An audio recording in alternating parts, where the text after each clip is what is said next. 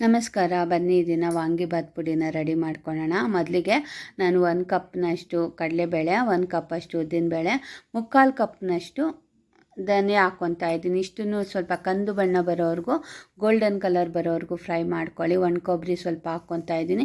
ಒಂದು 15 ಒಣಮೆಣ್ಸಿನ್ಕಾಯಿ ಹಾಕ್ಕೊತಾ ಇದ್ದೀನಿ. ಇಷ್ಟೇ 5 ಇಂಗ್ರೀಡಿಯೆಂಟ್ಸ್ನ ಯೂಸ್ ಮಾಡಿಕೊಂಡು ವಾಂಗಿಬಾತ್ ಪುಡಿ ಮಾಡ್ತಾಯಿದ್ದೀನಿ. ನಾನು ಚಕ್ಕೆ, ಲವಂಗ, ಮರಾಠಿ ಮೊಗ್ಗು ಏನೂ ಹಾಕ್ತಿಲ್ಲ. ಒಬ್ಬೊಬ್ಬರು ಒಂದೊಂದು ರೀತಿಯಲ್ಲಿ ವಾಂಗಿಬಾತ್ ಪುಡಿ ಮಾಡ್ತಾರೆ. ನಮ್ಮನೇಲಿ ನಾನು ಯಾವ ರೀತಿಯಲ್ಲಿ ಮಾಡ್ಕೊತಾ ಇದ್ದೀನೋ ಅದನ್ನು ನಾನು ನಿಮಗೆ ತಿಳಿಸ್ಕೊಡ್ತಾ ಇದ್ದೀನಿ. ನೋಡಿ, ಈಗ ವಾಂಗಿಬಾತ್ ಪುಡಿಗೆ ರೆಡಿ ಆಗಿದೆ. ಈಗ ಒಗ್ಗರಣೆಗೆ ರೆಡಿ ಮಾಡ್ಕೊಳ್ಳೋಣ.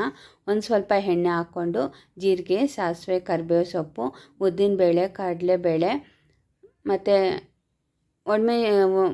ಹಸಿಮೆಣ್ಸಿನ್ಕಾಯಿ, ಒಂದು 4 ಹಸಿಮೆಣ್ಸಿನ್ಕಾಯಿನ ಉದ್ದದಾಗಿ ಕಟ್ ಮಾಡ್ಕೊಂಡು ಹಾಕ್ಕೊಳ್ಳಿ. ಕರಿಬೇವು ಸೊಪ್ಪನ್ನ ಸ್ವಲ್ಪ ಸೇರಿಸ್ಕೊಳ್ಳಿ. ಸಣ್ಣದಾಗಿ ಕಟ್ ಮಾಡ್ಕೊಳ್ಳಿ, ಚೆನ್ನಾಗಿರುತ್ತೆ. ಎಣ್ಣೆನಲ್ಲಿ ಚೆನ್ನಾಗಿ ಫ್ರೈ ಆಗಿಬಿಡುತ್ತೆ ಕರಿಬೇವು ಸೊಪ್ಪೆಲ್ಲ. ಈಗ ನಾನು ಒಂದು 1/4 kg ಬದನೆಕಾಯಿನ ತೊಗೊಂಡು ಬಂದಿದ್ದೀನಿ, ವಾಂಗಿಬಾತ್ ಬದನೆಕಾಯಿನ.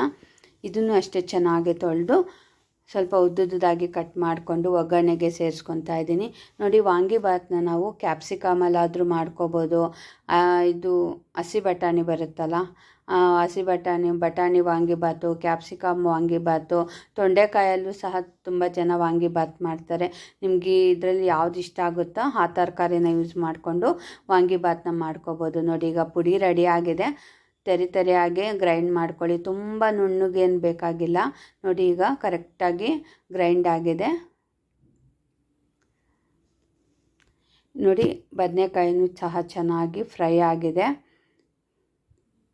ನಾನೊಂದು ಅರ್ಧ kg ಅಕ್ಕಿನ ಚೆನ್ನಾಗಿ ತೊಳೆದು ಅನ್ನಕ್ಕೆ ಇಟ್ಕೊಂಡಿದ್ದೀನಿ. ಅನ್ನನೂ ಅಷ್ಟೇ ಉದ್ರಾಗಿ ಚೆನ್ನಾಗಿ ರೆಡಿಯಾಗಿದೆ. ವಾಂಗಿಬಾತು ಮತ್ತು ಚಿತ್ರಾನ್ನ ಇದೆಲ್ಲ ಮಾಡಬೇಕಾದ್ರೆ ಅನ್ನ ಸ್ವಲ್ಪ ಉದ್ರಾಗಿದ್ದರೆ ಚೆನ್ನಾಗಿರುತ್ತೆ.